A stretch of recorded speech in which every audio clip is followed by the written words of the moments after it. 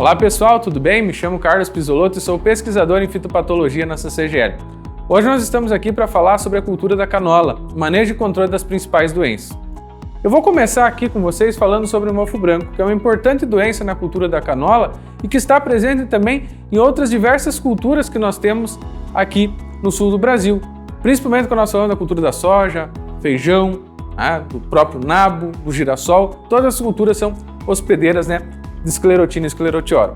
Aqui nós temos um cenário bem típico dessa doença, que é a formação desse micélio cotonoso na haste da canola, E aqui nós temos essa área aqui no pós-colheita, Então a área onde nós observamos os sintomas visuais da doença no pós-colheita, o produtor está observando aqui, que nessas essas hastes de canola que ficaram no campo, no pós-colheita, no resto cultural, nós temos a formação dos esclerócitos, essa estrutura do fungo aí que vai sobreviver, aí na área por até 10 anos, como citam as pesquisas na literatura.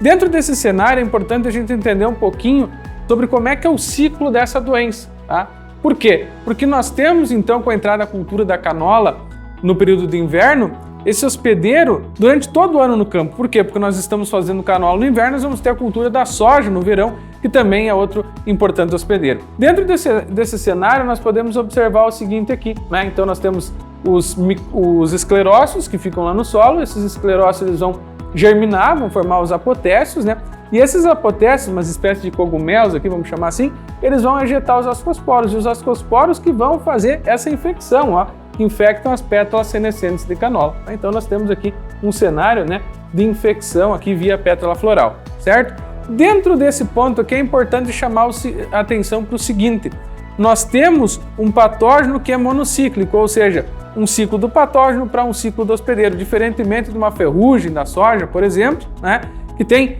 vários ciclos, um patógeno policíclico, Então, é muito importante que nós manejamos essa doença de maneira preventiva. Então, as aplicações em parte aérea sempre preventivas, Fungicidas químicos. E dentro desse cenário, nós vamos trabalhar o quê? De que maneira que nós podemos trabalhar o inóculo do resto cultural? Aí sim, aplicação de tricoderma, aplicação de bacilos, para justamente reduzir a eficiência desse esclerócio que fica lá no solo, nessa estrutura que pode sobreviver por tanto tempo.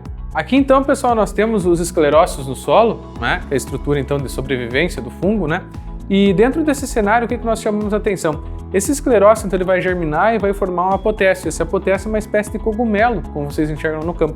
E é esse aqui que vai ejetar os ascosporos, então, porque a gente tem infecção então nas plantas de canola. E dentro desse cenário é muito importante que nós lembramos que nós temos que manejar essa estrutura aqui, tanto no pré-plantio quanto no pós-colheita, Aqui, o biológico que vai ter efeito. Então, uma aplicação de tricoderma, é o tricoderma que vai ajudar a reduzir a eficiência dessa estrutura no campo, ou até mesmo bacilos. Então, é muito importante quando a gente falar de inóculo no solo, o tricoderma ou bacilos vão agir aqui. O químico vai ser posicionado lá em parte aérea, certo? Dentro desse cenário, a gente tem algumas imagens aqui desse tricoderma parasitando os esclerócitos. Então, esse aqui mais esverdeado, esse mais azulado aqui é o tricoderma, E aqui nós temos um exemplo de bacilos, o bacilos parasitando esse esclerócio, está formando esse biofilme aqui sobre a superfície do esclerócio.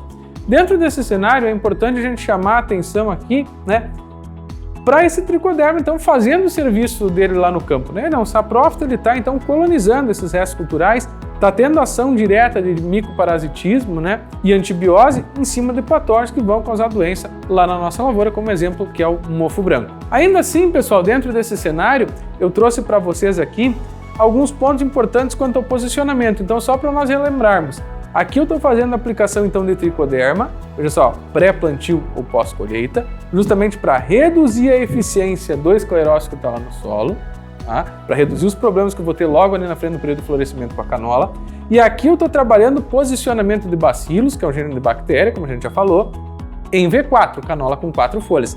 Então, quando essa canola está com 4 folhas, grande parte desse bacilos vai ficar depositado, está sendo aplicado aqui sobre as folhas, mas uma boa parte vai para o solo também. E essa parte que vai chegar a solo pareado, ele vai ter ação direta sobre as estruturas dos fungos que estão lá também.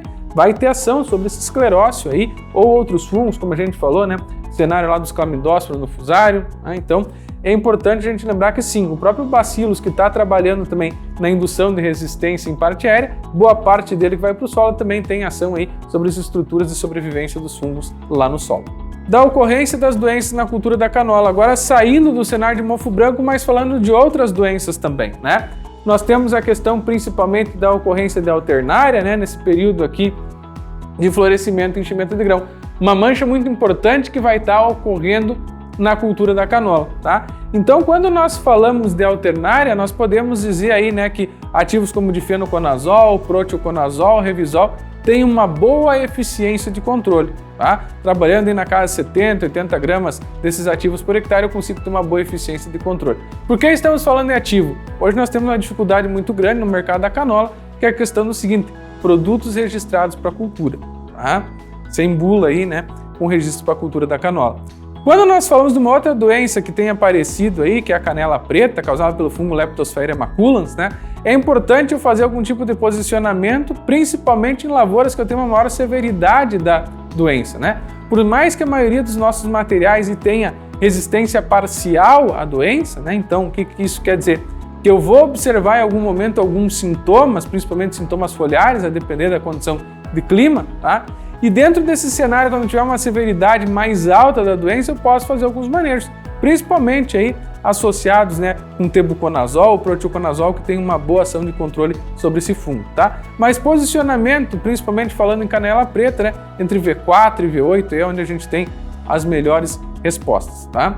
O fungo costuma aparecer bastante cedo.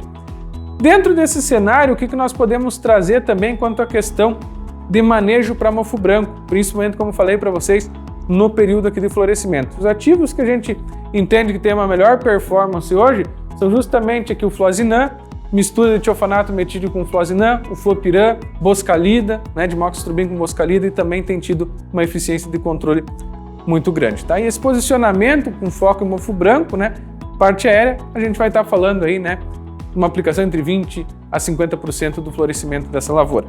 Aqui, pessoal, então nós temos um resultado prático agora, mostrando para vocês a questão do controle de doenças, né, e as respostas que a gente teve em produtividade.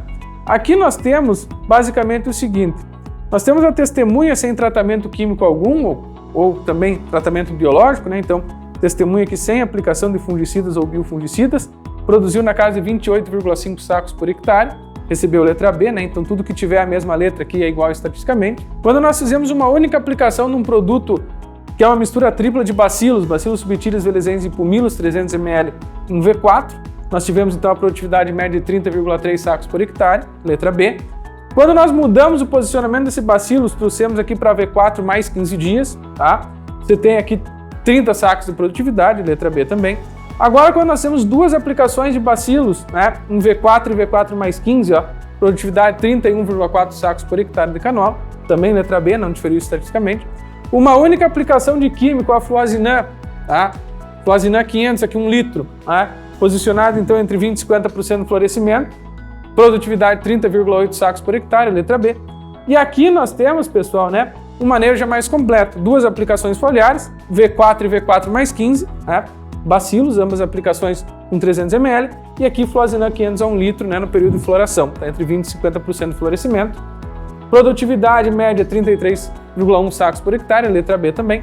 E aqui, pessoal, a gente vê, né, assim, um incremento de produtividade e uma diferença estatística nessa produtividade, né? Quando nós trabalhamos, então, com Trichoderma asperellum, 150 ml, no suco de semeadura, depois nós viemos com as aplicações de bacilo V4 e V4 mais 15, e depois o Fluozinam 500 a 1 litro no período de florescimento, né? Chegando a produtividade média aí de 34,8 sacas de canola, né? Recebeu letra A, então diferiu estatisticamente dos outros manejos. Então é muito importante, quando nós estivermos falando de doenças na cultura da canola, que nós façamos esse posicionamento dos biológicos associados ao químico. É onde a gente teve maior eficiência no controle de doenças e principalmente refletiu em maior produtividade.